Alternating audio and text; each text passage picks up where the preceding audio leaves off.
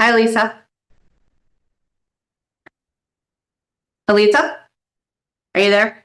I am. How are you? Good. How are you? We're just going to mute for a second before we start. Sounds good. Thank you. Okay.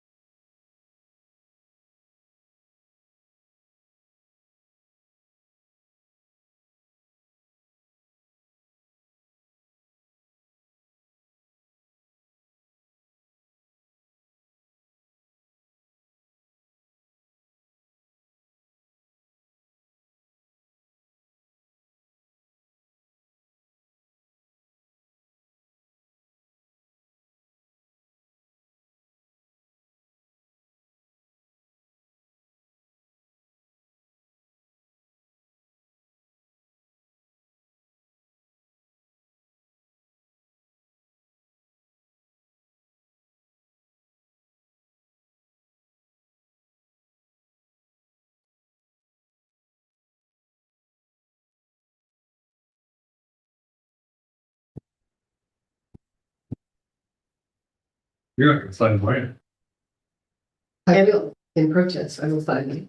But I'm gonna wait, I'm not gonna sign them during the meeting, because I don't want my attention to be diverted from the meeting. We're starting. Okay. Good evening. It's Wednesday, May 21st. It is 6:36 p.m. and I am calling this laws and rules meeting to order. Had a lot of stuff tonight.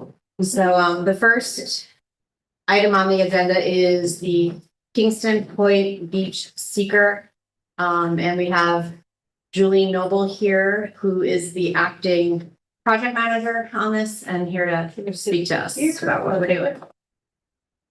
If you don't want your back to the camera, I would suggest sitting there. Thank you. All right, well, thank you for having me. So as you know, the city received funding for a New York Swims grant for terracing Kingston Point Beach. And as part of that process, we need to complete the seeker review. And so I worked with Corporation Counsel's office and we evaluated the project. As a reminder, the project is to do multi-tiered raised beach terraces, a kayak boat launch on one side, a pier on the other, and then tiered parking lot or tiered areas on the beach. It will disturb under 2 acres, 1.72 acres. It's funded by a grant from New York State DEC. And it is in parkland. So based on our evaluation, we are considering it an unlisted action. We don't feel as though it falls into a type 1 or a type 2. And we do think that it should be a coordinated review, and we request that the common council serve as lead agency for this project. I did complete the part 1 and part 2 EAF, and I will just circulate that, so hopefully you got a chance to see it. And so I would request that you consider those actions. Bill? Okay. You said parkland. Yes. Does this require a state legislature action? I don't think so. What's that? See, what's the action? Sometimes when you're fooling with the state, with a park, with a designated park, it requires state, but you're not going to change ownership No, then there's no, and you're not going to change use. It's still going to be a recreational park. it's essentially modifying it in kind. We Right. are adding a pier. Okay. But it's So it's basically, like, it's all okay, all right. there's no alienation of parkland involved. Not giving it to anybody. There will be other agency reviews, but Part of the standard procedure for, yeah. It would look pretty straightforward to me. I just was curious about the different permits that we have to get. Like, what are those? Number 2 on part 1. so we have to get, so Article 15 and Article 24 for New York State DEC are related to wetlands. Okay. So as part of it, we're gonna be putting in a pier, and then beneath the pier, there will be a wetland that's developed there. Army Corps of Engineers will need to be involved because it's related to the Hudson River. Mhm. And coast to coast, the same thing with New York State Department of State Coastal Consistency, so that will need to be an LWRP review and coastal consistency review. SHPO although we have for other projects in that area, we'll need to do archaeological evaluation of that space as well. And we have SHPO approval, and possibly Office of General Services if they have any. I don't know specifically what permitting they would be overseeing, but since there's so many other coordinated reviews, then we would need to. Okay. So would they be partners, like in the part of the coordinator review, like involved agencies or? These folks here? Yeah. Yes. Okay.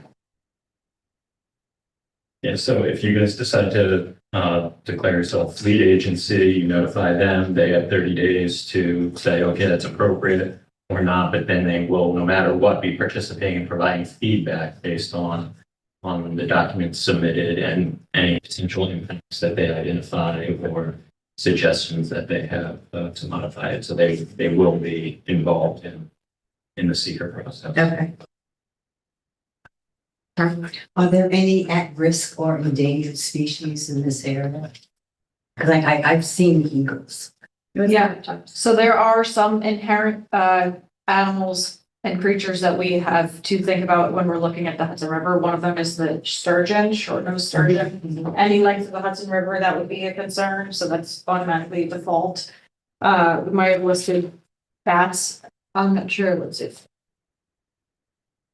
Said yes, but it didn't say what it was. For sure, it's sturgeon. I'm sorry, what number is that?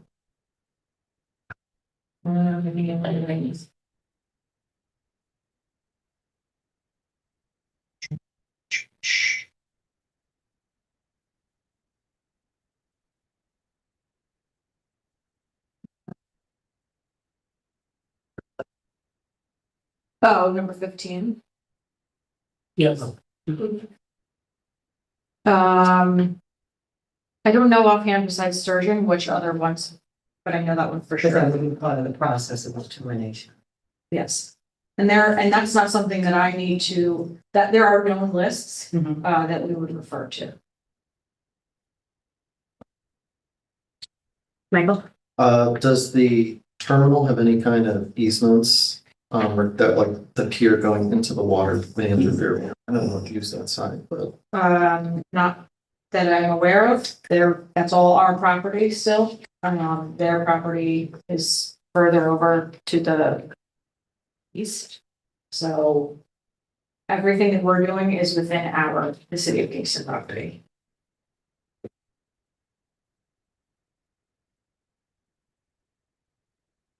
All right, so I have a committee report here. It says a resolution that pursuant to 6 NYCRR Part 617, the City of Kingston Common Council hereby determines that the Kingston Point Beach Swimming Facilities Project is an unlisted action under seeker and declares the intent to serve as lead agency under a coordinated review. Can I get a motion?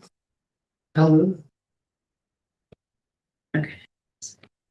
Reynolds. Okay.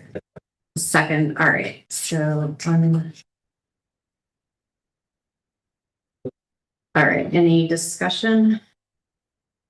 Okay. Can I get what? We're good with it. Okay, Mhm. it's an exciting project It is an exciting project. and like everything that they're listing here about what the impacts, it's actually gonna help all the impacts in the future, so, yeah. All right, so all in favor? Hi. Anyone opposed? Thank you. Thank you. Thank you for your work on this.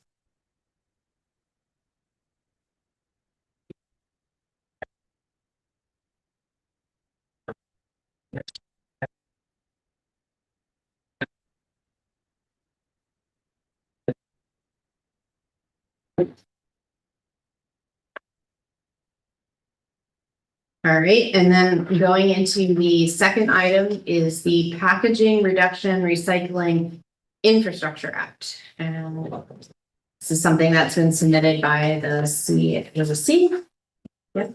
This is now being submitted by Climate Smart Kingston and the Conservation Advisory. Joy. So for a while, more than one session, the state legislators have been evaluating a producer responsibility act, in which case the manufacturers are responsible for recycling and being accountable for how much waste they are producing. Extended producer responsibility, EPR, is what's been called for a long time. This new session, there's a new updated version of that bill in both houses, which is called New York Packaging Reduction and Recycling Infrastructure Act. Both the Climate Smart Kingston Commission and Conservation Advisory Council, as well as a number of other organizations in the city of Kingston, are supportive of these bills and would like to request that the council pass a memorializing resolution in support. Basically, this would target plastic packaging, the reduction of plastic packaging by 30% over the next 12 years. It would require a certain percentage of the remaining packaging to be made to be reused or recycled. It would prohibit the false use of the term chemical recycling, a number of different things, and it would also prohibit the use of 17 different toxic chemicals, including PFAS, in plastic packaging. So this would be a memorializing resolution from the city to say, hey, we support that idea. Great. So I actually tried reading all of the legislation. It's really a lot of layers and complications and like recycling attorney general or something like that. Like, so will it apply to New York companies or all companies that like ship into the state? That I couldn't figure out. That is a good question. The target is to reduce packaging waste in the state. I believe it is just how, California sets the emission standards and because they buy so many cars that other companies comply with that. Us being the third largest state and by that sort of logic, the third largest consumer, I believe it is, sort of a nationwide criteria. There are some exemptions, like companies that gross less than $5 million in sales, ag cooperatives with fewer than 50 employees, infant formulas and medical foods, products regulated as drugs or dietary supplements, animal biologics, vaccines, pesticides, hazardous materials, agriculture, architectural paint containers, and beverage containers that already are covered by the bottle bill. Right, and then also part of it is that municipalities are supposed to receive money from these companies to help pay for, how we have to deal with them. Michael? Yeah, I totally support this and I'm seeing on the Assembly and Senate website that it has advanced through a lot of the committee, so that feels pretty promising that it may come to the floor before the end of session in a few weeks. And it's also comforting to know that both Senator Hinchey and Assemblymember Shrestha are sponsors of this, so I think us passing it would really help them in their advocacy to get it to the floor. But I did want to suggest that we add their names to the resolution. It just says the local assembly member and the local state senator. I think they would appreciate having their names as a recipient. And I'm fully support that. Yeah. But I think this is great. Any attempt to reduce the amount of waste in terms of packaging, I completely agree. Fully agree. This is my water bottle, the first one I ever got. It's almost 20 years old. So, I hear that it's like all the chemical companies that are lobbying against this. Why would they be against? And there are a lot of advances being made in the reuse business too. I have a friend who works in that area, and it's very exciting what's actually happening in that arena. Using plastics, so probably get companies on board to have similar standards for materials so that they can be reused by many companies. So that it's very exciting. So I don't think this one had a committee report. Oh. I didn't see. No, it's okay. You're just run and see if there's an extra. Usually they leave me. I can go get it if you want to continue. Okay.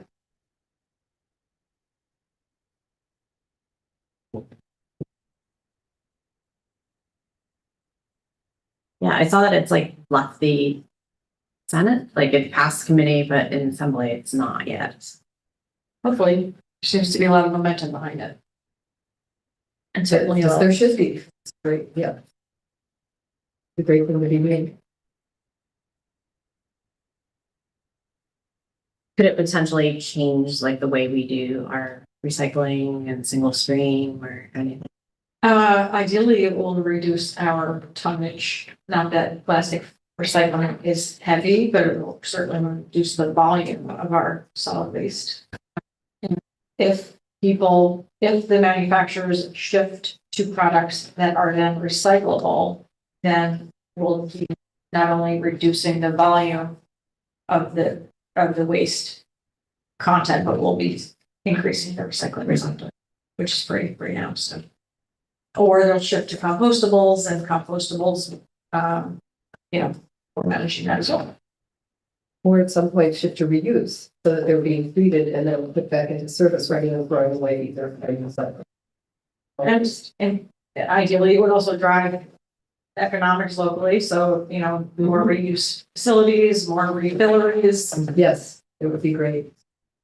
We have one refiller. Village, I think, considers. Yeah. I think There's one on North Front Street. yeah. Thank you. So this is the one that Main Street across the river, right? I believe. Yes. You don't want it to cross the river. I don't mind it. But it's a lot easier, you know. Right.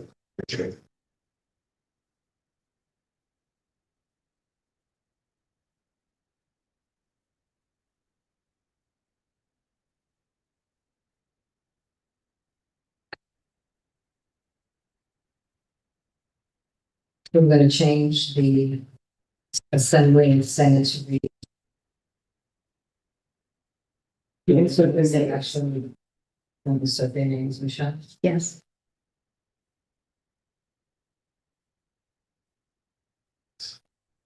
Nice, yes.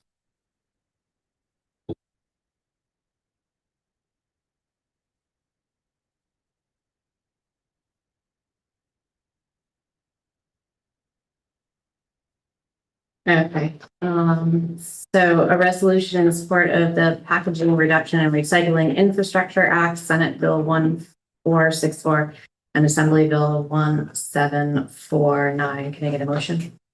Push. Second. Okay, any discussion? All good, thanks for bringing it forward. Thank you very much. All in favor? Aye. Alright. Any approved? Thank you. Thank you. Thank you.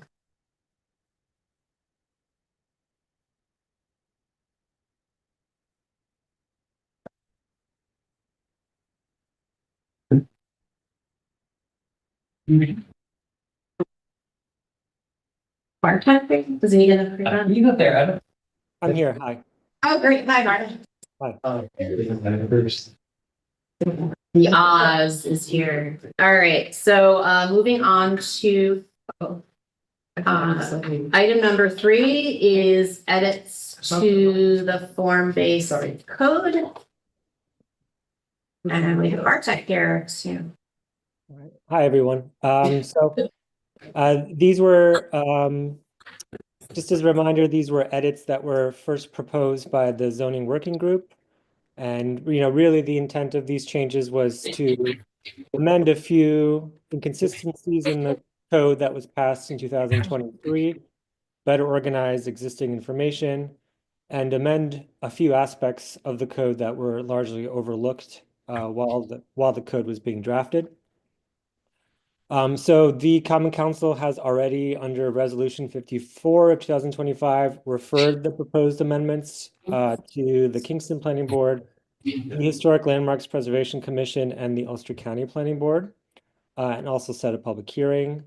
And through that process, there were no comments that were received on the edits, except for one comment on accessory buildings from the Planning Board, which I'll get to in a second. And so tonight I'm asking the Laws and Rules Committee to pass these amendments forward to the full council. This will require two readings. And then just a reminder, there's two major edits, of the edits that are in this package. There's two significant ones.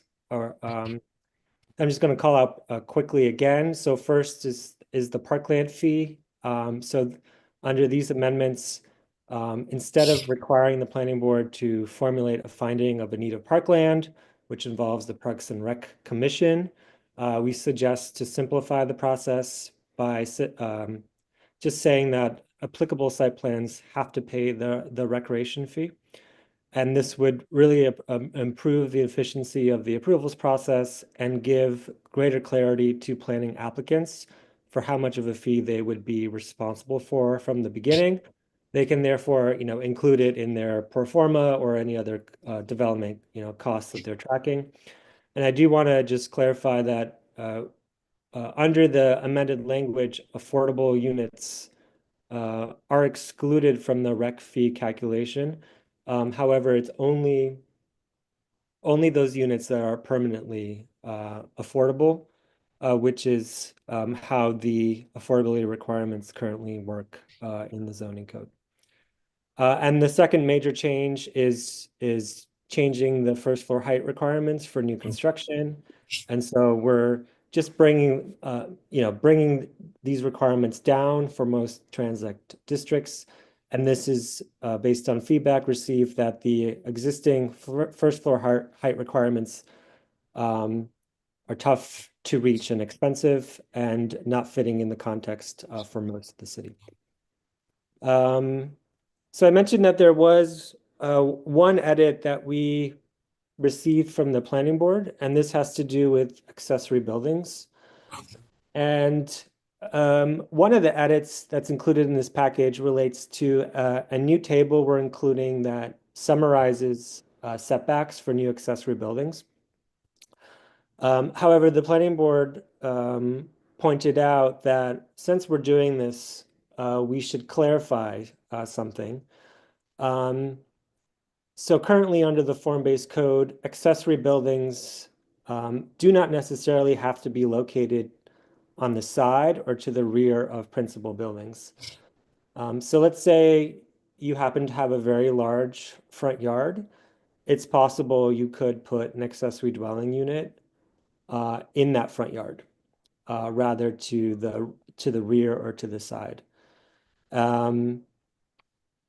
The planning board therefore is suggesting the following language, which is that new accessory buildings shall be located behind or to the side of the principal facade of a primary building. So essentially, if you're building an accessory dwelling unit or putting in a shed, it's going in the rear or to the side of the home or the existing primary structure. I should also mention that the zoning working group has did consider this language previously and chose to not include it within this package due to some trepidation that this would be perhaps overly restrictive in some cases and needed to be finessed a little bit more.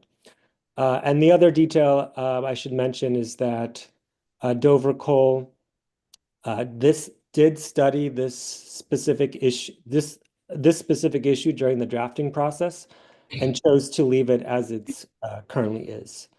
So those are just two pieces of context. But I just wanted to bring this to the attention of this committee for any discussion since it was suggested by the planning board.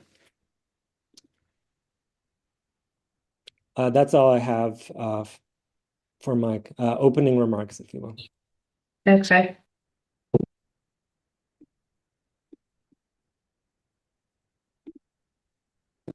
Any questions? Yep.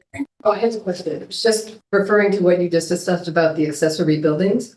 If somebody did want to put one in the front, what would be the process? You know, if this language were included, what would be the process? If someone were to say, you know what, I'd rather put it in the front instead of on the side or in the rear.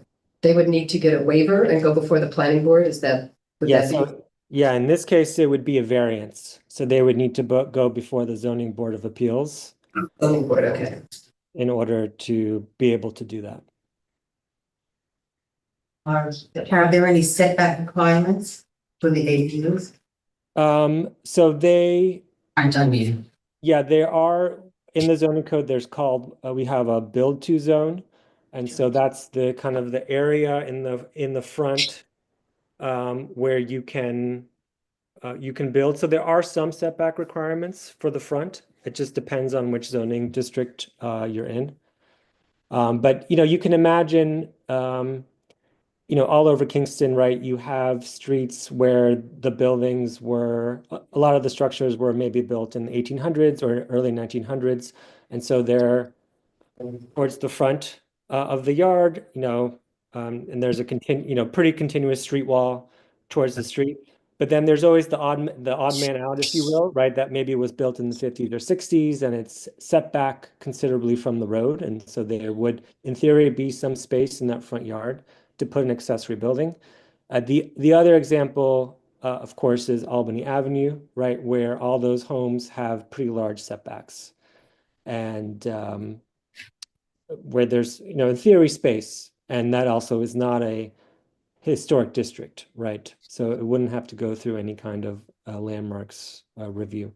So if I had to read between the lines of the planning board's comment there, it's looking at those types of cases and perhaps especially Albany Avenue. And would the adjacent neighbors be notified of the owner's intention to put an ADU in their front yard? No. I mean, they would Those are what the zone. would see, would see it, but they wouldn't be notified. Unless, of course, it went to zoning, in which case they would be notified, Right. right? Yeah. That's right. Yeah, if this language was adopted as the planning board is suggesting, and the property owner seeks a variance before the ZBA, then yes, that adjacent property owner would be notified as part of that process. Could theoretically, something be built in a parking lot? And like a large front parking lot? Yes, Yes, yes. okay.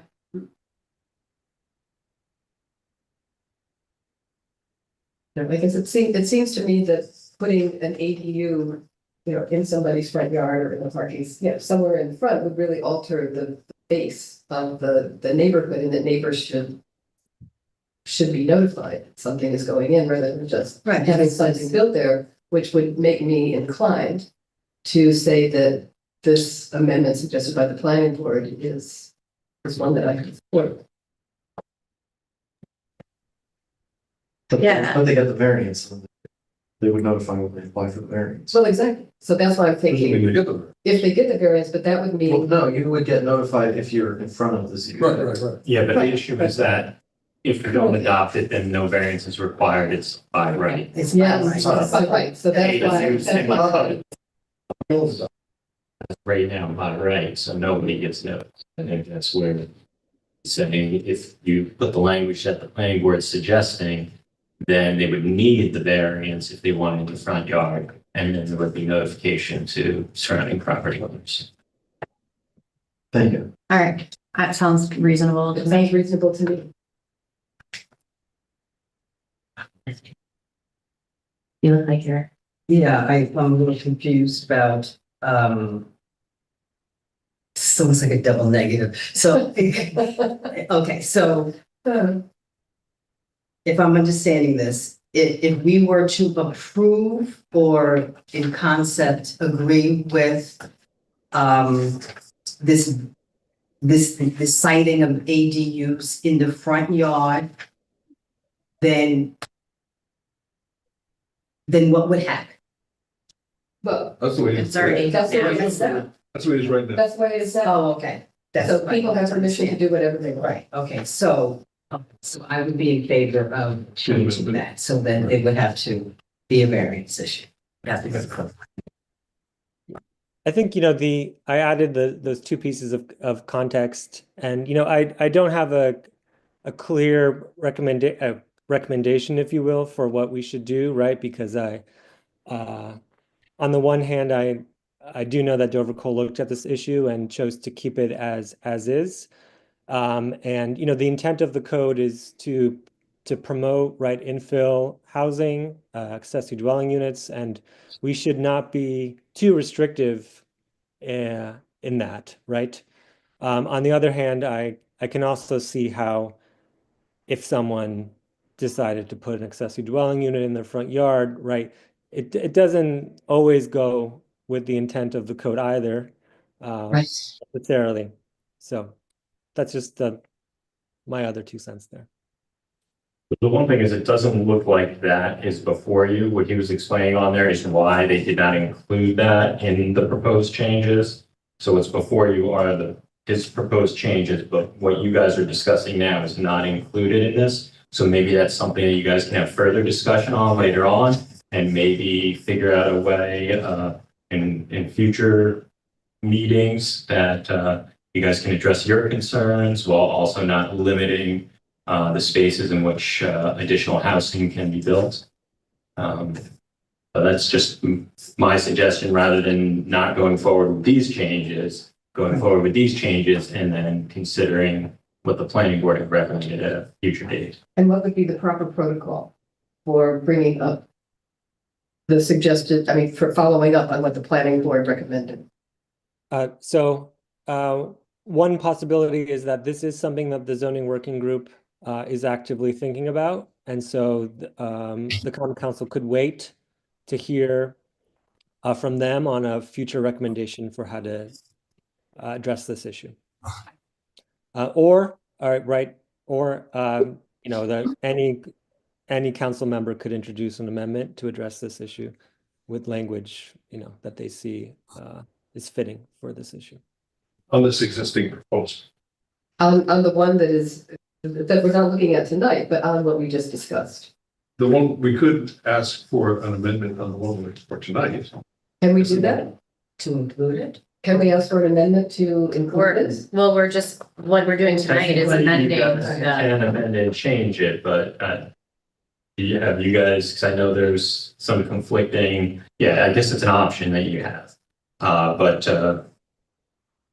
I would say make sure that if you are going to, that the word is appropriate, that there would have to be modifications to the resolution that is being proposed.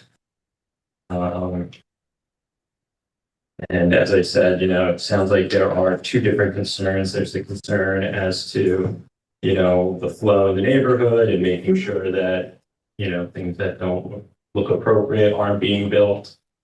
That being balanced with our need for housing and utilizing, as much space on properties as possible for housing. So, it sounds to me, rather than trying to squeeze it into this proposal and make a lot of changes, that maybe putting additional thought into that recommendation for a future change would probably be the most prudent course of action.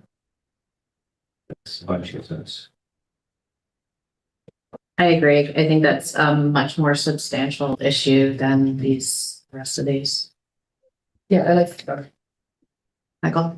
Yeah, and I would want to hear the zoning implementation working group's thoughts on that. I do think that it opens the door to us removing critical aspects of the code to encourage density. I really don't see a problem with people putting an ADU in their front yard if the size fits for it. But again, this is a larger issue for a future date. But, right. And you guys could make certain criteria so where they can be allowed in front yards and if they meet, these certain That's what I was conditions, But it's their property, who am I to say?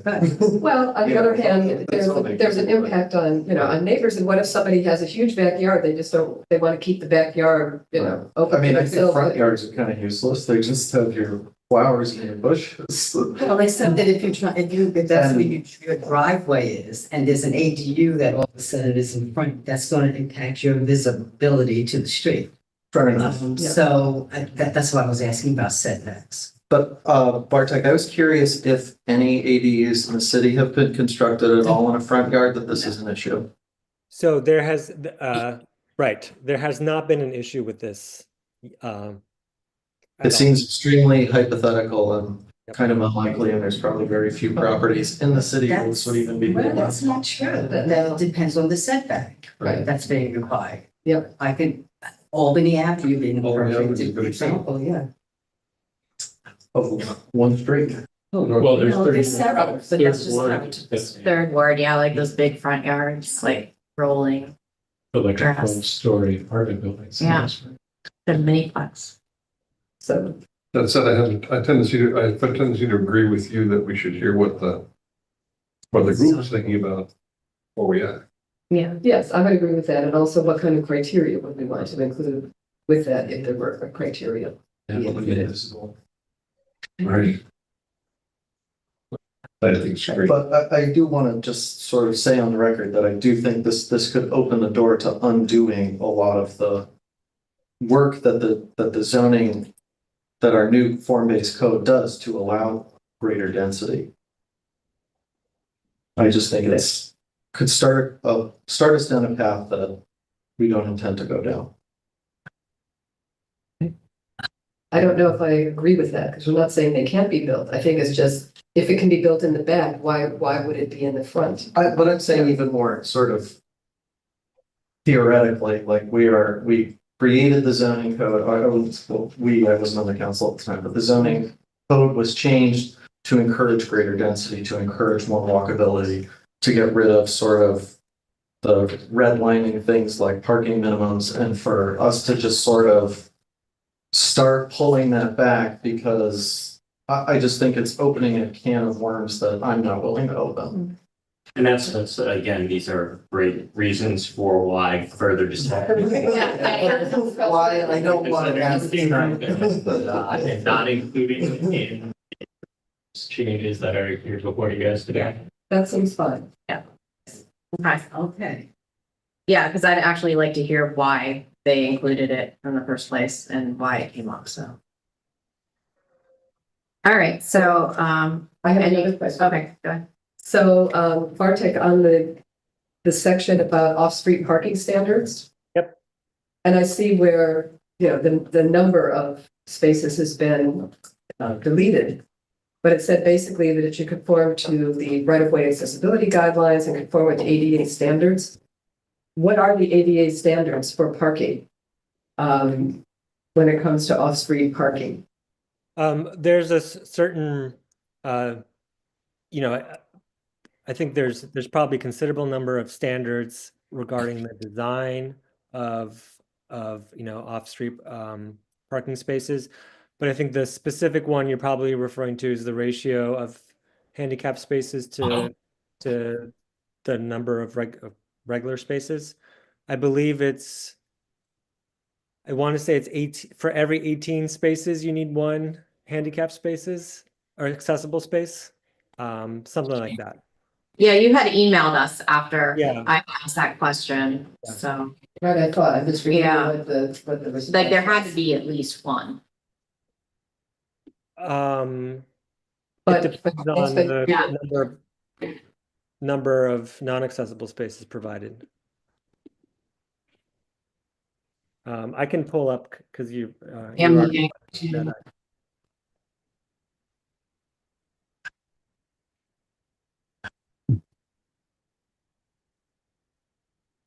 Here I found it. You sent it March 20th. So good morning all. Last night there was a question on the number of accessible parking spaces that need to be provided based on the ADU standards for accessible design. These kick in only when parking is included on site.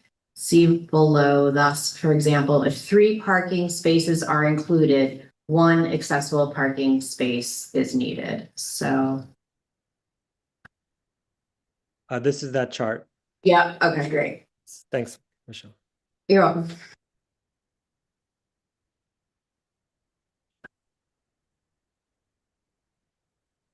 Does this get to your question on that? I guess so. I'm just trying to make sure that when, that if somebody does require an ADA space, that there would be one, and this seems to imply that maybe there would not be one Right, necessarily. not necessarily. Yeah, if they're meeting the minimum criteria. Again, the thinking behind this is under the current language, right? If someone had off-street parking spaces that included 5 parking spaces, they would have had to include. Let me pull this back, right? If they're not including, if a project is not intending to include off-street parking, right, because there's no space, under the current language, they would have to provide that accessible parking space. It could be on the street, or they could make some room on the site. I think the concern of the zoning working group is that this could basically lead to the creation of a whole lot of accessible parking spaces that aren't necessarily needed, and that take up valuable curb space, or that you're creating accessible space on the site. When we know the common council, if a request is brought to the common council, a constituent needs an accessible space in front of their residents, typically that request is granted on an on-demand basis. And so just creating a standard rule that Yes. space should be created, it just seems a little bit much. Thank you for that No, response. my question was answered.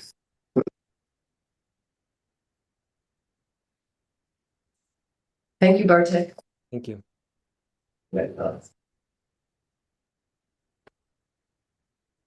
Oh, I also just had one question about the definition of bed and breakfast. So I see that this change is removing owner occupied. But it says basically there's an owner operator that must be on the premises. So that's how it's changing it. It doesn't have to be owner occupied, but the owner operator is on the premises to check in guests and available for support services. Is that a correct reading of this? It has to be the owner that lives on site. The And owner is the operator, it's not staff.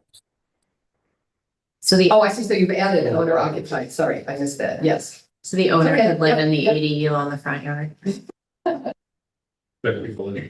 you. Yes, yes. So the owner operator has to be there. That person cannot hire a staff person to be there. Yes. Okay, that sounds fine.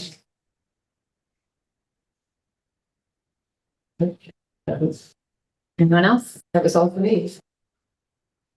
All right, so it's an ordinance amending chapter 405 of the Kingston form-based zoning code. Can I get a motion? Okay. Second. Any further discussion? All right, call for a vote, all in favor? Aye. Anybody opposed? No, 5-0. Thank you, Bartek. Thank you. And when the zoning working group does have a recommendation on the accessory buildings, that will be forwarded to the Common Council. Thank you. Good. All right, next on the agenda, we have Mayor Noble with a Schwenk Drive designation. We're gonna keep talking about zoning for a Yes. little while longer, and Bartek's gonna say in case there's some questions that I can't answer. But we always are looking at what's next in potential development areas of the city of Kingston. Schwenk Drive is one that kind of came to my attention based on a number of properties that are currently for sale on Schwenk Drive. There are 3 larger properties that we know of that are currently for sale. And I feel like we have a great opportunity to take our T5 zoning and be able to change it to T5 Main Street. Schwenk Drive has generally been used as more of an arterial to get people in and out of the city. And our hope, I think, with changing it to the T5 Main Street, it gives us any potential future developers and a little bit more of an understanding of what we want to see there, which for me is a more of a walkable neighborhood, one that has retail storefronts along the walks, one that has housing potentially up above, and help fill some of those sites with, more of to create more of a neighborhood and a business neighborhood. Than more of the kind of commercial retail corridor that it is today. The current zoning, which is also T5, it's just not Main Street, and it gets us 95% of the way there, but having the Main Street designation, I think, really just tells the development community and anyone else that decides to buy any of these properties, really more what the city is looking for, which I think for me is creating more of that neighborhood business environment with residential mixed in. Currently, the Kingstonian site is already T5 Main Street, and so it also would blend in better with whatever Kingstonian's proposed development plans end up being with, the rest of the block as we go up toward Hurley Avenue. So it's generally, what we're requesting. It's not a major change in zoning. What I'm requesting tonight in particular is just to be able to start the process. As you guys know, if you just went through the zoning process with the most recent amendments, it would really be referring out to the various boards as well as setting up a public hearing. Then it would actually come back to you to actually vote on it at some point in the future. Bartek, is there anything else that I should mention? This one. No, I think you did it. That was a good summary. Again, it's not a major change. There's really 3, I would say significant changes from going to T5 neighborhood to T5 Main Street. Number one is that the buildings can be a little bit taller. You're going from 3.5 stories to 4 stories. The buildings can have larger footprints, so you can have larger buildings. And lastly, the frontages, meaning what the ground floor looks like, tends to be more commercial rather than more residential. So those are the three most significant differences. So this would, I'm sorry, so this would be the whole of Schwank Drive from Washington Avenue. No, No. just the specific properties in here. There's a map on page 40 of the. Yeah, and then there's a chart on the page two after that. It's basically up into, it does not include basically the CVS building or the Ulster Savings Bank building. So they glad to hear that. You know, those are more along Washington Avenue, and so we left those two. It does include everything else south of those two buildings. So it goes across the tracks? No, it's here, The property line is the. in blue. And it includes the 3 Oh, I properties see. that are for sale. It does. Yeah. Can I ask a question? How come this didn't go like through the process, the other? Like through the task force? Yeah, I mean, this is the task force, I think, has been working on those recommendations for probably the last year, it seems. And when this is just came to my attention that, hey, I drove down Schwank Drive, I saw all of these properties for sale. I said, we need to do something to make it better, I think, for the future. And I think the zoning working group is also is more designed to be able to work on kind of I would say the policy piece of the code. I'm not sure that I think really the expertise in what actual properties get zoned out in the city really does rely, I think, on the common council. You know, Yeah, I think you all represent your wards and you kind of know what properties should be zoned a certain way. I think the zoning working group is more designed for, you know, providing insight into the actual technical specs on some of these areas. So, yeah, Michael. No, you can go on. So when I'm looking at the building type for the T5 Main Street Flex and neighborhood actually has more options, right? Like they may be a smaller footprint, maybe a one floor less, but we then have options like courtyard, multiplex, small multiplex, neighborhood business, row house, duplex, detached house, carriage house. So I know some of those won't work, but I feel like, are we actually limiting our ability? Yeah, well, I don't think Bartek will confirm, I think we're not limiting. I think what we're trying to do is encourage. I can speak frankly here. What I don't want to see built is what exists with the current New York State Teachers Association complex. I think that's what our current zone somewhat allows, with those distinct smaller buildings surrounded by parking. With the Main Street, I think it encourages a larger footprint building that can be a little bit taller, that would be able to come kind of right up to the streetscape and kind of fill in the space a little bit better. And I think that's because maybe not so much on the Kingston Plaza side, but on the other side, we have some very large, deep lots. And I think that's kind of what, you know, if that New York State Teachers Association space was to be redeveloped someday, I would really want to bring those buildings kind of closer to the street. And, you know, in order to do that, the building footprint may need to be a little bit bigger, and then be able to go up a little bit tall. So that's kind of really why we feel like the Main Street concept is a little bit better. It's not a huge, and this is why we didn't pick it up, I think, during the actual zoning code review, because it is just, generally speaking, it would work. But I think for this specific space on this specific street, having that flexibility to go a little bit higher and a little bit wider in terms of the building footprint really could make a difference in terms of allowing to be a little bit more creative on what can happen on those sites. Okay. And then my assumption is that Schwank Drive got parking on both sides.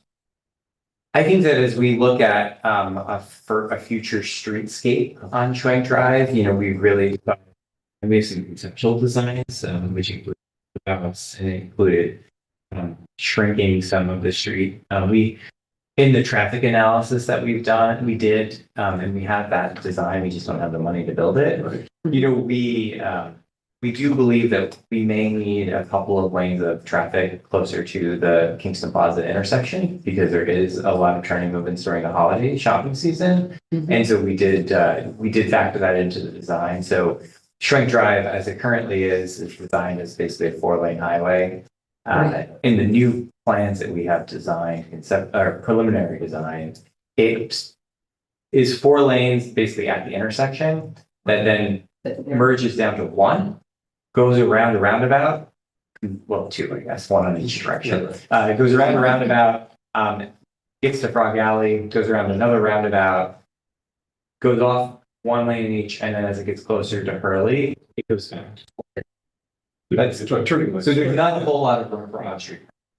I guess is my point in that design. And that's, I think, another benefit of potentially clustering buildings, that you could start to think about like what the parking garage could look like underneath some of these buildings, or hiding the parking behind in some garage type structure compared to the kind of the smaller footprint of the building. Freddie? Would this make it more possible, do you think, for development of housing along there? I do, very much so. It changes the footprint of the building. Is it 10,000 square feet? It can change it to allow it to have a building size of 20,000 square feet. 25. Or 20, yeah. So you're basically gaining 15,000 square feet of floor space that you can have, which again, really will make the economies of scale of building housing, the math work a lot better in a larger building, to be honest. Michael is not. Oh, I'm sorry. Okay. Yeah, I just want to say that I think that increasing the density, these are perfect properties for that. Right now, it's kind of a sea of parking lots and sort of underutilized buildings, and the open space psychologically makes people drive faster. So I think if we sort of narrow the streetscape by building a larger scale buildings closer to the front of the street, we will create a more welcoming and walkable environment. Because also right now, you walk down Schwenk Drive and the sun is just beating down on you the whole time. It's a much more attractive walk to walk up the stairs or walk up Fair Street and walk on North Front Street. And, it's unfortunate that Schwenk Drive is right now is the gateway to Uptown Kingston. And it sort of sets a tone that's not welcoming if it's all underutilized properties, parking lots. I think that this could really be a great opportunity to not only increase our housing stock, but the density that our zoning code is going for. And I would say that I agree with that I think that there are neighborhoods, this is a perfect neighborhood in some ways to increase density because there's a lot that you can actually walk to.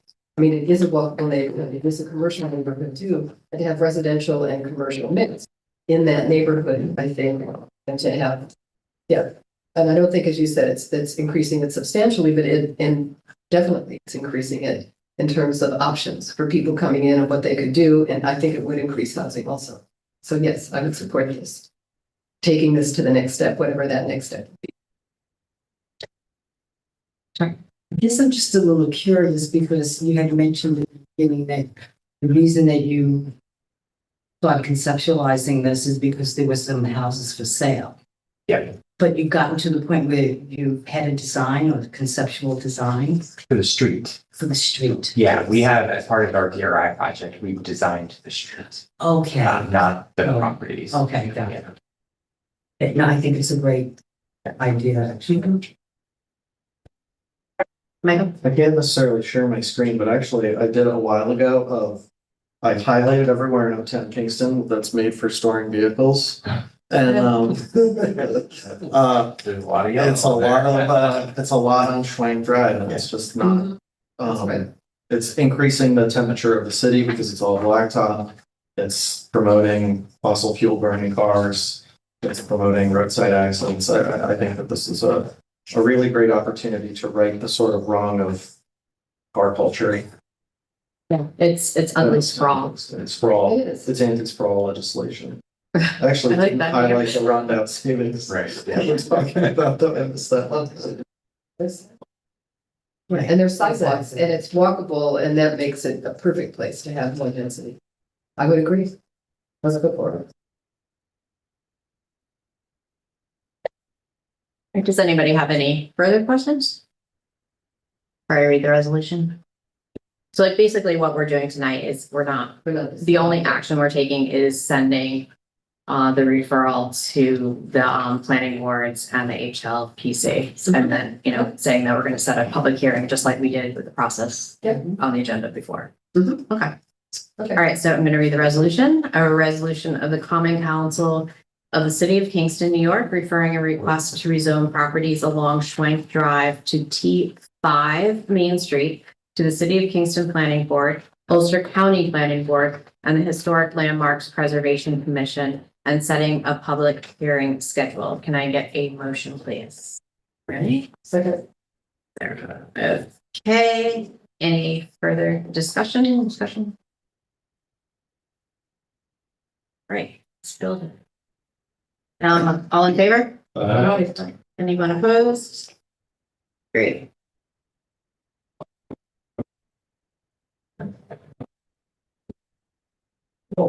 Silent outside, jeez.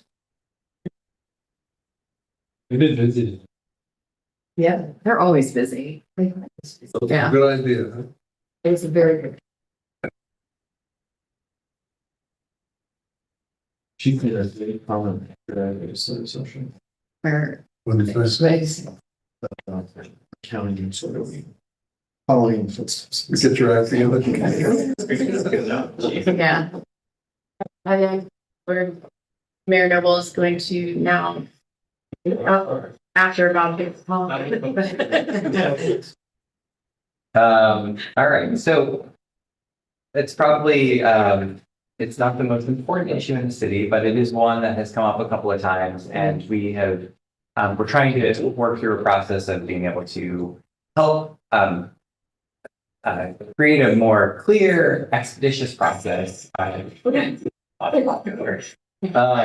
be able to create a donation, basically a donation program for people who would like to plant a tree, place a bench, and be able to have some sort of plaque to either in memoriam or in honor of someone. We currently, as a part of a 2007 Common Council resolution that was passed, and then pursuant rules that the Parks and Recreation Commission created, it lumped in the naming of buildings with basically the planting of a tree. And so the same process is used regardless of whether you want to rename the Annie Murphy Neighborhood Center or whether you want to plant a tree for your Aunt Jane who passed away. And so we, after Aunt Jane passed away? so sorry, Rennie. We really feel that by having the Common Council allow to basically take out trees and benches and any other very small park amenities, that the Parks and Recreation Department would be able to create a sponsorship program, be able to put it on their website. People would be able to make donations. You guys would come back to you with a fee schedule. We'd adopt that fee schedule. We could then create a section on our website where people could download a form. I brought an example and I can pass it around. But basically, we are not shy of borrowing from other great communities who have created these things already for us. And so this one is the city of Peekskill. And so they actually have an entire program for benches and trees. And you'll see that it has the rules and the application. And we are basically going to, if approved, be able to basically remove the word city of Peekskill and add city of Kingston.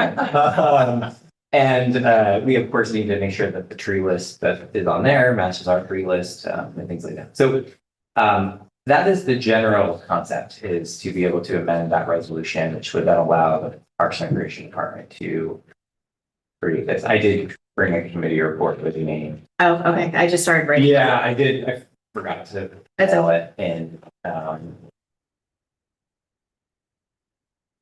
Jackie, yeah. That's what I was writing. yeah. Okay, good. All right, great. But the policy here looks like it also pertains to parks and other things that would not necessarily be subject to sponsorship. Right, but it would. So, yeah, so in other words, if somebody wanted to name a park, I mean, the existing ones are gonna stay what they are named now, but if there's a park that doesn't have a name, say. Yeah, and so somebody- that would still follow That would the still follow. traditional process of coming before the rec commission. And then we come to you and then decide whether you need to hold a public hearing or not. And if you don't, you can go ahead and just, similar to what we're doing with Bay. So that process would kind of continue, but the trees and benches, and would come out. That's a good idea. Michael? So we would still be making those signs in-house and they would fit our, pretty uniform and aesthetic. So generally what we've been doing with the Deet Stadium sponsorships is we basically created a model that we are requiring people to use. They don't have to use a certain company, but we created basically a model. And we are, as a part of it, we asked them to provide that to us. So we actually are not making it in-house. They're buying it at a local company. And that's kind of part of their, to us, is that it's like $500 and then you have to provide your own plaque.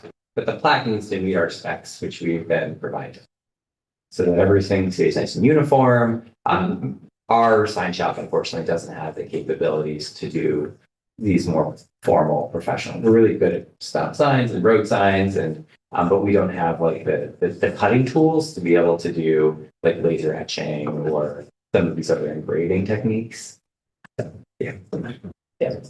I just want to dispute that though, that I think our sign shop does an amazing job and I like the aesthetic that they have for all of our parks. They do amazing things. They with did a very really great limited thing with equipment. the trail by Immaculate Conception sign that We worked on, I think that there's fantastic. But if people are given a template, then they can just follow that, so Yeah. they don't, right, so our staff doesn't have to be overworked to that extent. making 500 tree signs. Right. How many plaques right now and benches and stuff are dedicated Almost, this way per year? well, so we currently don't have that really any because no one Okay. is willing to go through the arduous process. Okay. Than put before. So really, there may be some old ones floating around the city, but during my tenure here, I don't think we've ever done any. Okay. Because it's been a very, we've named some pavilions, we've named some, spaces with you all, but we haven't Right. done, we haven't just done these low cost items because no one really wants to go through the relatively lengthy process of field play.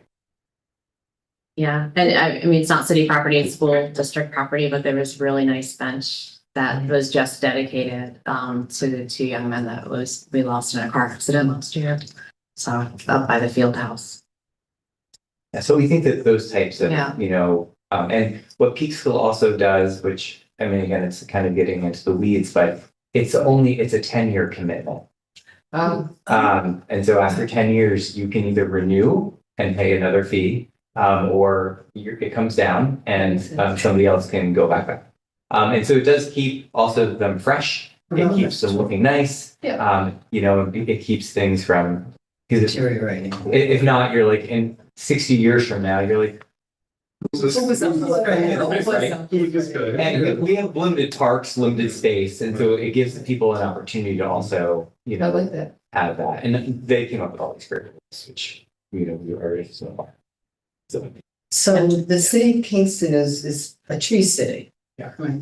And so the Arbor Foundation, I believe it is, has a program for memorializing, for tree memorials. So where would the trees come from? I mean, is this something that? Yeah, so we would work with our urban Okay. forester, and we would purchase, real trees, and generally like the types of trees that we are going to be planting over the next couple of years with our grant funding. So these are relatively good caliber, 7 to 9 foot trees. And you know, they charge $1,000. That's about what we spend. We spend about 1,100 per tree right now to install. So we may come back with a fee schedule that's slightly different than Peak Skills, but that is if you want to plant a tree.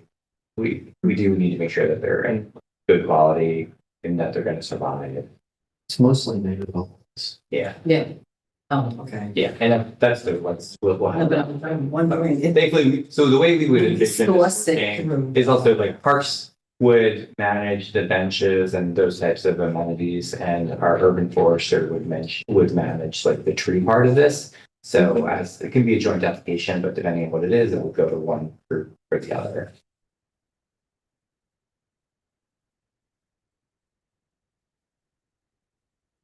And having additional benches that are put in, in special places. I think Forsyth Park, for example, is a big park and there are a lot of older people who, who walk in it would probably like having a bench that they can sit on at some point.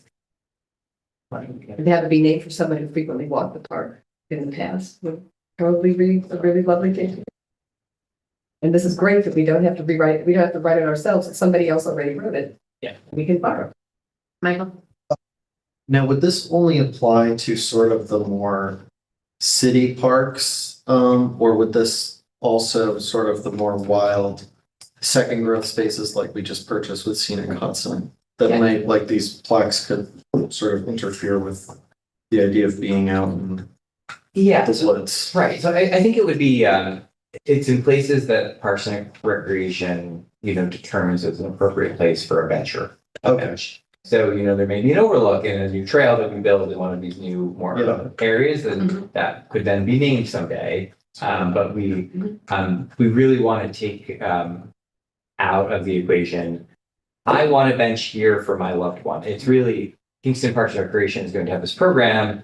You can make a donation and we can, there's a bench here that you can put your plaque on. And that's, we kind of want to lead the effort so that we don't have benches also not ever getting used because they were put somewhere random. That's some more maintenance headaches for us. There's potentially vandalism issues. So we do want to be able to make sure that we're kind of guiding where things go, where trees get planted. Perfect. Yeah, sounds great to me.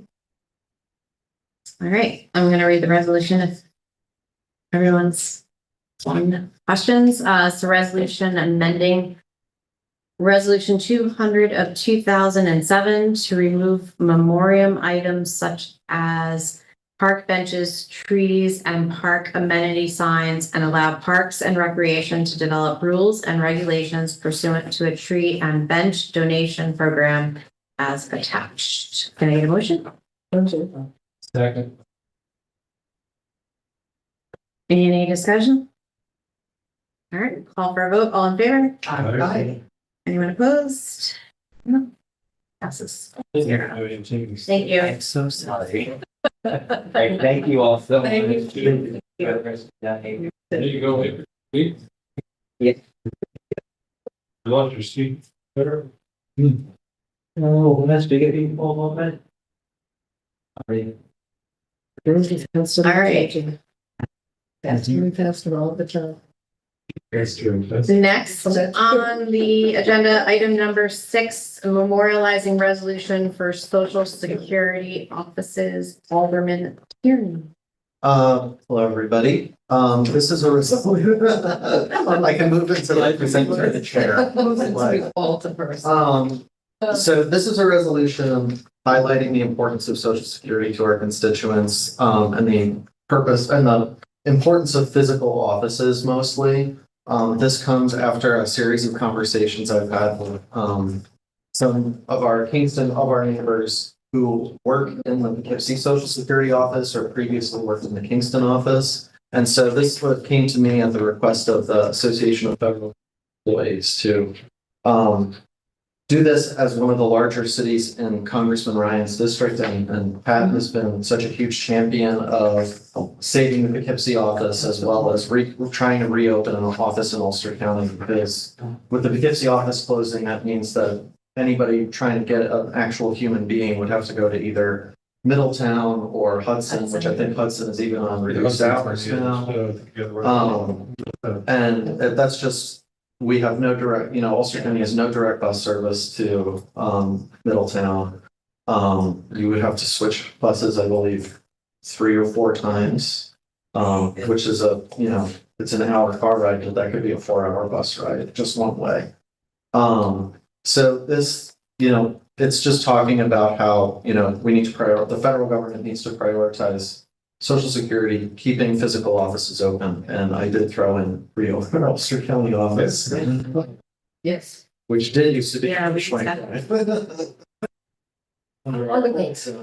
I believe it closed in 2014, so it's been about 10 years. Okay. Thank you. Carry on. No, that's about it. And Sarah and Michelle kindly joined on as sponsors, because this is so important to so many different areas. Social Security isn't just, turning 65, it's also disability. And it touches every one of our lives in some way, Not that I think I'll ever be good. I'll be able to retire, but. But I hope it's still there when I reach whatever Right. age they're going to set it to 200 by the time I'm able to, before the robots replace us all. So I think passing is a really important message and help Congressman Ryan in his advocacy to make sure that our constituents have adequate Social Security responses. And the people who work in these offices do really great work. And I think we've heard over and over again at the federal level and even here in the city, just the demonization of civil servants is really horrifying and sort of one of the first steps to fascism. Any questions? No. I think everyone's pretty well schooled. Just a request, can we remove the word that from the sections? Or else add the word that to section 4, it's missing. But I think it'd be better to remove the word that, because the way that I'm good with that. therefore is, the way the therefore is framed, I think it allows for the first sentences. I am ashamed that you, Professor, gave me this. Marked him up. That is completely correct. Yeah, I'll change that for caucus. Okay. Okay. All right, so I'm not gonna put as per attached, final draft. Actually, can you, whoever's going to be doing the correcting, if you could send that to me Sure. before I'm doing it. caucus so I can have it prepared? Yes, thank you. Thank you. Thank you. Thank you for catching that.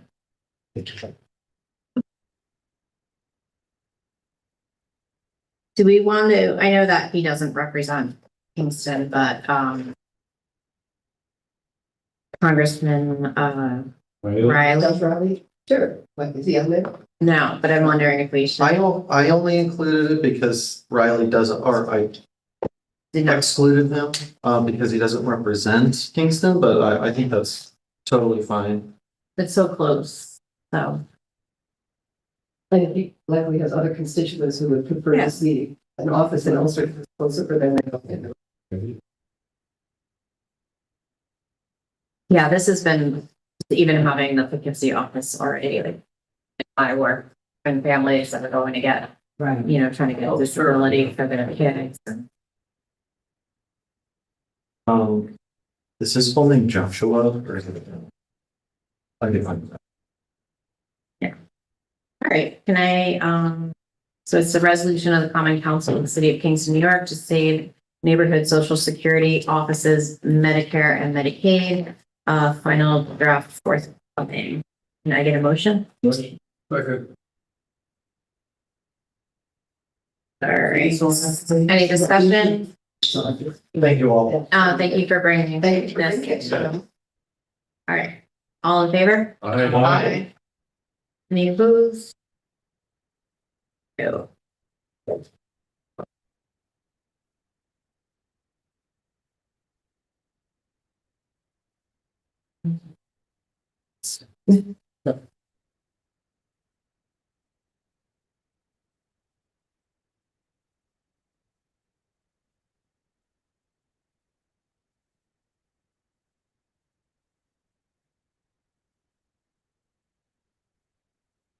All right, so we're moving on to old business.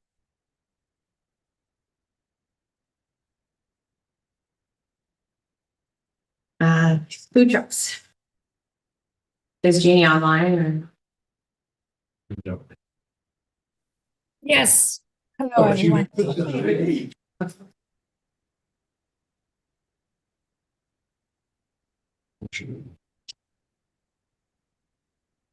Is that resolution, but is it committee report signed?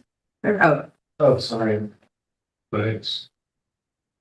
I just want to get that in place before I.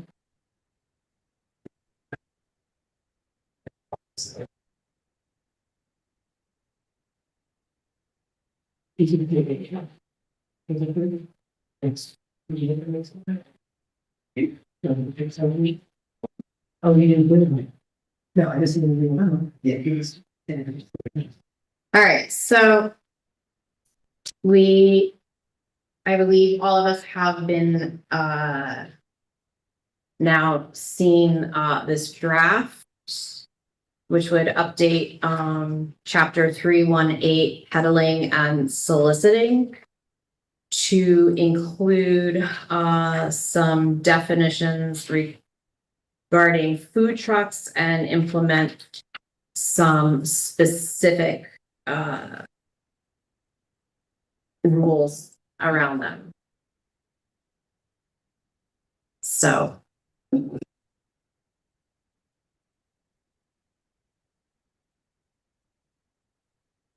Has everybody had a chance to read it? All right. So I will just say that I would like, I think that this is like really onerous on food truck owners, operators. Are you talking about the food truck part or talking about the other part? Well, actually, it's the food truck. It's the first part. I really do The not. first part is needs updating. Yeah, that definitely needs updating. But I find that then we're making, that first part is about licensing. And then we're doing a separate permit for the food trucks. And I'm wondering if there is a way to have a license, like one license for food trucks, one license for solicitors and peddlers, like license dash, FT, that, you know what I mean? Because also some of the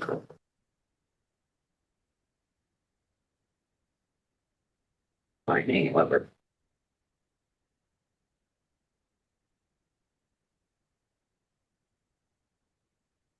want to use the right word, like the consequences of violations, right? I think kind of should be applicable to all of the peddlers and solicitors that are getting licensed.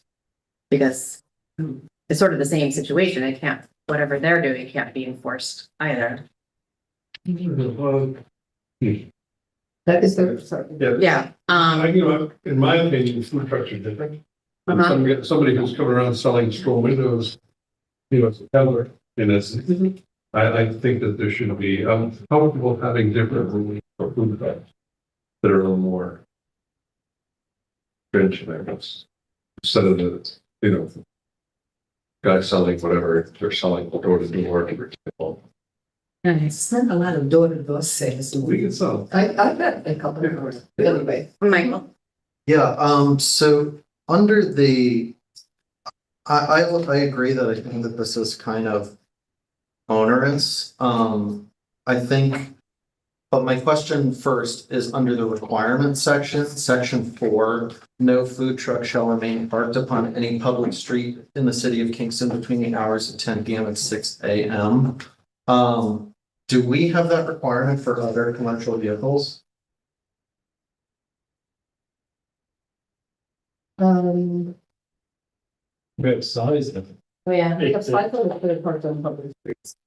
It definitely, I'm Yeah. not aware of any specific requirements. And I know there are certain areas like you can't in parking lots and other things like that, but not actually, on regular street parking where they don't allow, overnight parking for regular vehicles.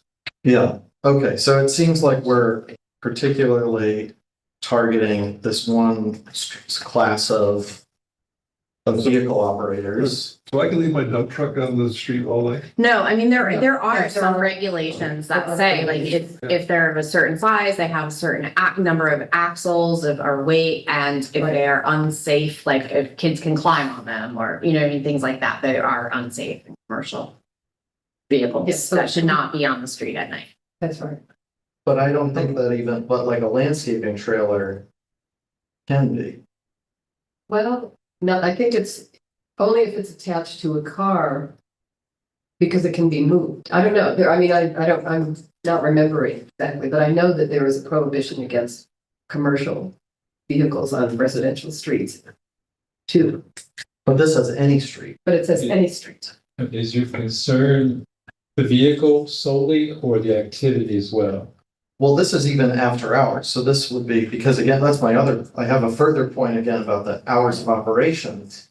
But it just seems to me like we're targeting a specific type of business over another. So going into my other point, it actually we limit the hours between, they have to end by 9 PM. We don't limit restaurants to close at 9 PM. I know a number of the food trucks operate until 10. I don't think it's our right to be limiting these people from operating their business, and we don't even have quiet hours until 11. So I would understand if it matched the quiet hours, Yes, I would too. but I don't understand where the 9 o'clock came from. And then what happens between it's operating at 9 o'clock and 10 o'clock, it can't be on the street. So you have an hour to clean up your car, drain your grease trap, all that stuff, get it off the street by 10 o'clock. I just feel like we're going after this law, as written, in my opinion, unfairly goes after people just trying to run a business. And, they made the choice to be a food truck because it's cheaper. They can sell their food cheaper. They can sell it more directly. There's less overhead. I don't, if this is being done because there are certain, I don't think it limits competition on brick and mortar restaurants. I sincerely doubt anybody going to Mirador is suddenly going to change their mind and go to the taco truck next door. It just feels like not only are we punishing a kind of business, one of the few businesses that you could buy for cheap, few dinners that you could get for cheap in the city of Kingston, and we're also putting on a spotlight on the owners of this community who are by and large already being targeted right now. So why put another spotlight on them? So those were I only saw this for the first time today, but in my quick read before the committee, like the hours of operation really stand out to me.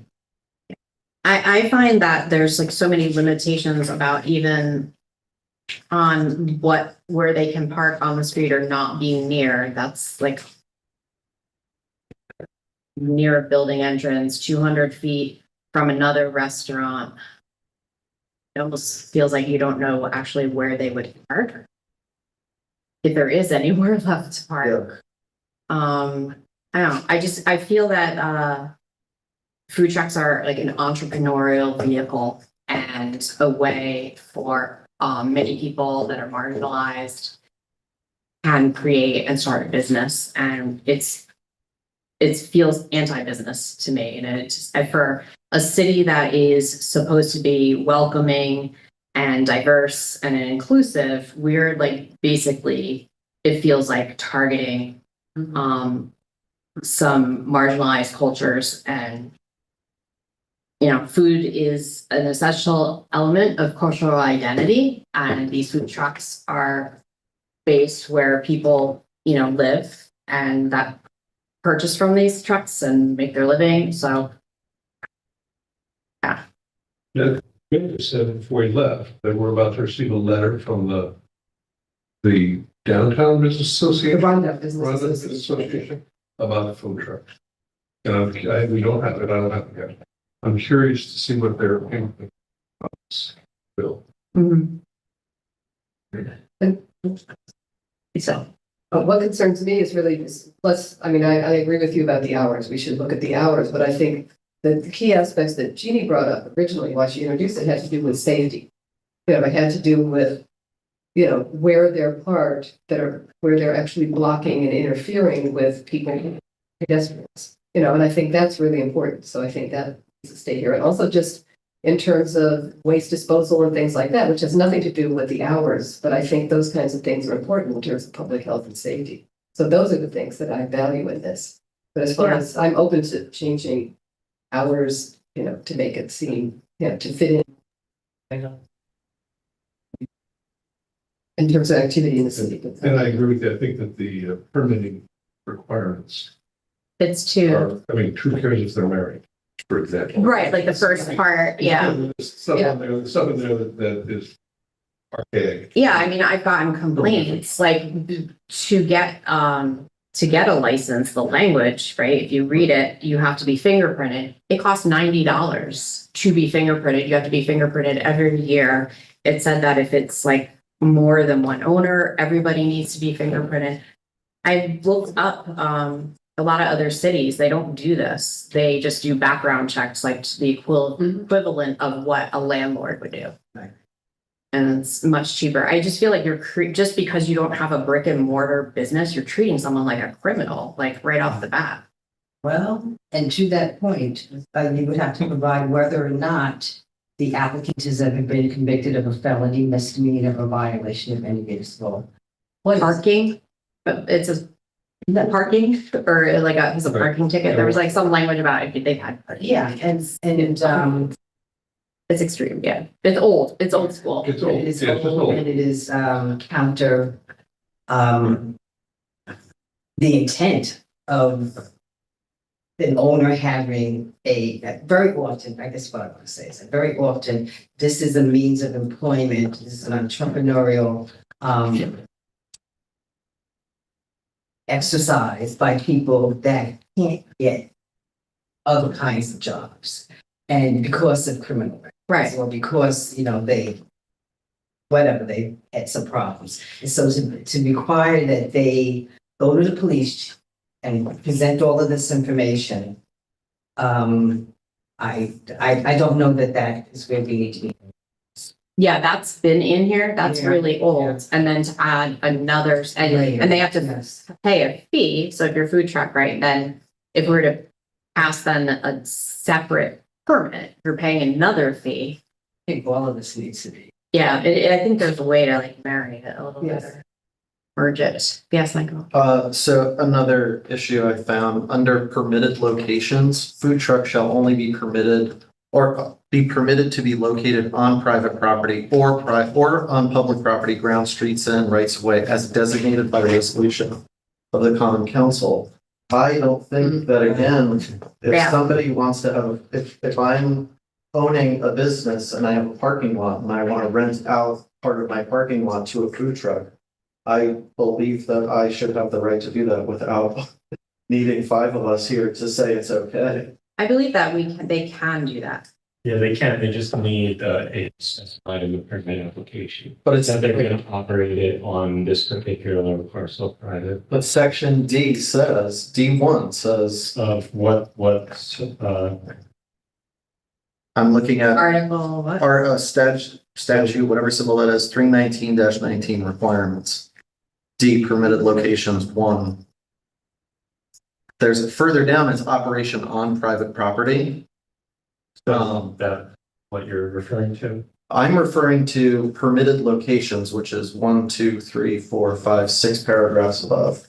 Right, I have that. So it shall only be permitted, located on private property or on public property, grounds, streets, and rights of ways designated by. So the common council would designate all the public places. Yeah. What it's talking about on Yeah. private. So then there's a missing column there in my. Yeah. And that is like, so then we have to have a resolution. Right. Food truck shall only be permitted to be Yes. by resolution. So then that's a whole nother thing of like, Well, that was specifically Creating put lists. in so that, it's whatever areas in the city you guys deem appropriate. So you could say, you know, all of Broadway, all of this, all of here, or limit certain areas because maybe there might be more traffic there. Or maybe it's a dead-end residential place where they don't, you know, might not think it's appropriate. So that gives you guys the leeway to say, we think it's appropriate to be allowing people to operate this type of business on these public streets and not appropriate necessarily on those public streets. Like I imagine Albany Avenue or something, you know, off the corner there may be some places or some of the other busier streets, it might not be the most appropriate location, so you might not want to list those, but other ones you can list. So it gives you guys if you want, could then under this law, list it, hey, they can be on every single public street under it, but it gives you the ability to make those changes and see how the situation is working. And if it's more appropriate or it's not working on certain streets, then you can take that off the list of designated streets. It gives you guys flexibility. And I can appreciate that, Yeah, but but- again, like, this is largely, they're a business, they're not gonna, I don't think they're But going to find they're it. operating on public property. So that's the difference between operating a business on your own property and operating on public property. Right. Whereas, and that's why there has to be some sort of regulation because it is public. But if I'm the business, Also, the city of Kingston is also the one who's going to be liable when, you know, if something really bad happens on public property because we don't have proper regulations in place. So these are both, there's balances, like we want to try to help these businesses, but, you know, and I understand, there's but, also risk. like, speaking on a day-to-day, if I own a food truck, I'm not gonna find it profitable to be on, you know, Mountain View or on North Manor Ave. I'm gonna find it profitable. I'm gonna find it a lot more profitable where they already are, like, we see where they are. I just don't see the need to just be so hammer down, we cannot allow them anywhere but where we said. I just think. Jeannie's had her hand up, so I'd like for Jeannie, Jeannie to. Can you hear me? Yes, thank you. Okay, if you could give me 2 minutes to speak without interrupting me, I would really appreciate it. First of all, this was nothing about cultural at all. So I found that to be so insulting that you planted a seed like that. This was about public safety and moving off the corners. That's what I brought it up as. I had phone calls all week that I should be ashamed of myself because I'm going after food trucks. I am not going after food trucks. I am going after safety. Please refrain from, this is a cultural thing. This is going after a business, an entrepreneur business. I have never, ever said that. You did. Both of you did. So I find it totally insulting that we went there. Okay, number one. Number two is I brought this up as a public safety issue. That's it. That was it. When somebody gets mowed over, that's everybody's problem. We cannot replace bodies. So I'm really a little perturbed at hearing this conversation. And Matt, I'd like to know how many people responded to all the questions that they're asking on public, in the public right now, because you're all being taped. So to perceive that we're going after the Latino people or on jobs and stuff like that, that is 100% wrong. And that was really a bad seed that the two of you just planted, because that's not what we're about. This is about public safety. I am highly insulted about this. Highly. So thank you for the 2 minutes, because it's about public safety. When you have the emergency vehicles, trucks, cars, and them right on the corner, as I said, from day one to now, just move them 50 feet or wherever. Get them off the corners. That's all I wanted. That's all I seen. I said, I brought everybody around. Everybody said the same thing. Now we're in a debacle of beating the dead horse again. Please make a decision.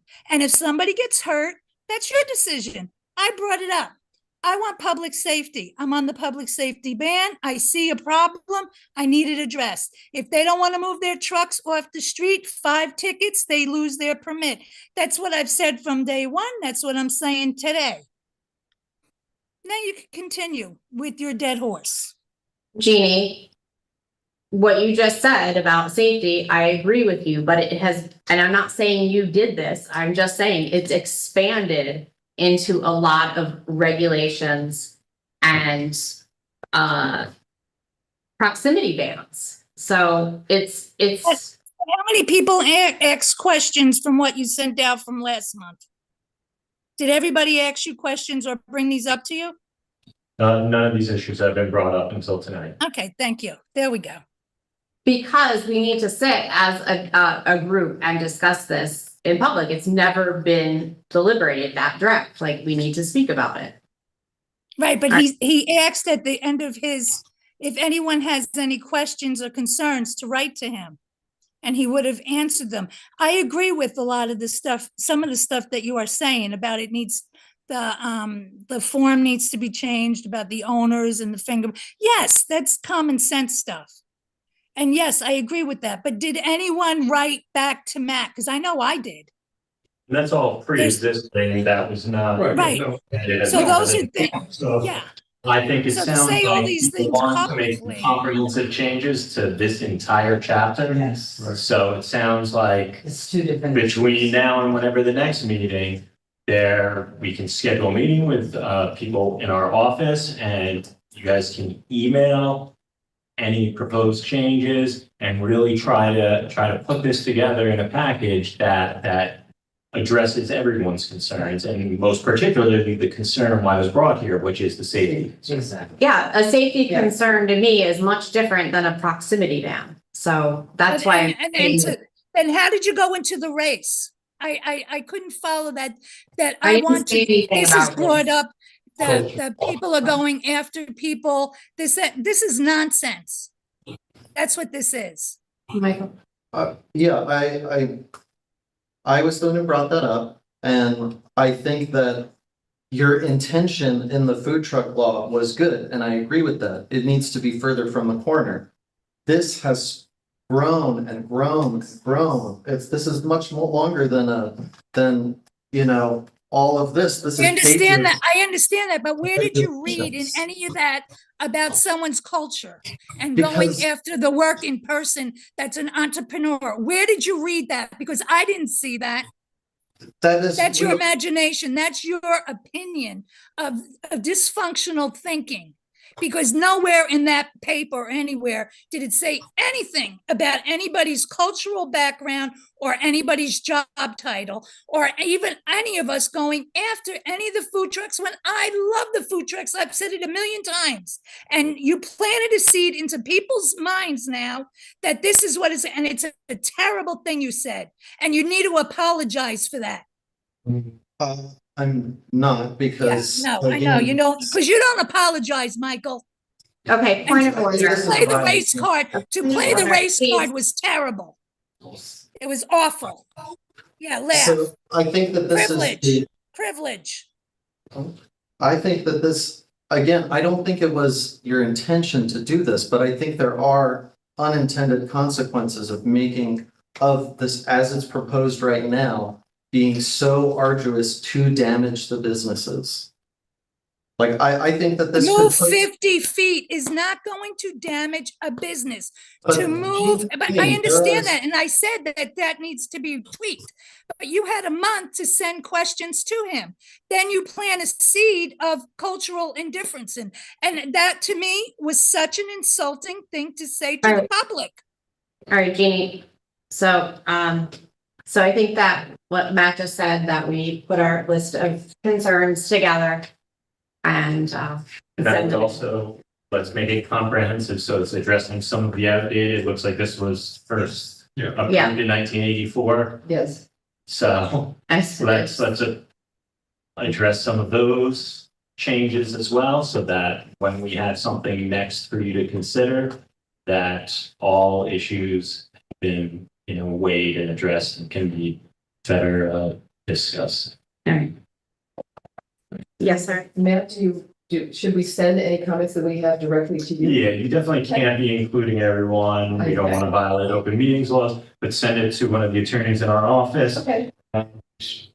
So potentially schedule something where, you know, obviously no quorum, but if One or two one or people. two people might want to get together, who have, you know, a real good game plan, get together and we can address certain portions of it.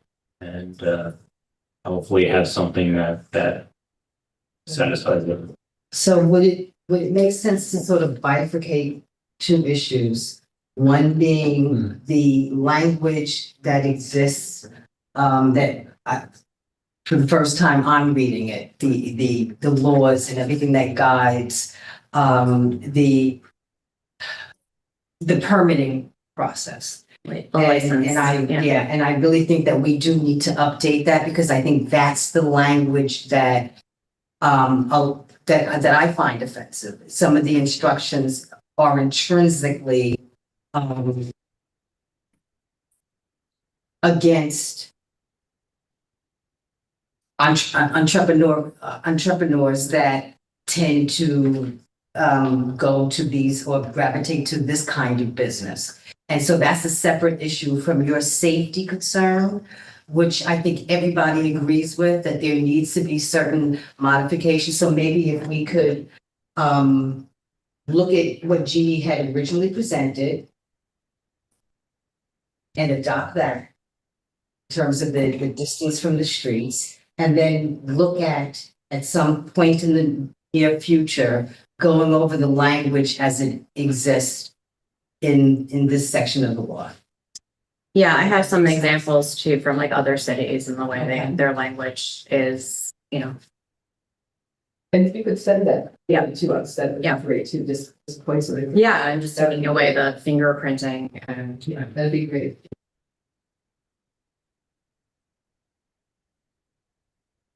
All right. So this continues as old business and Yes. meet again in a month and Yes. discuss it further.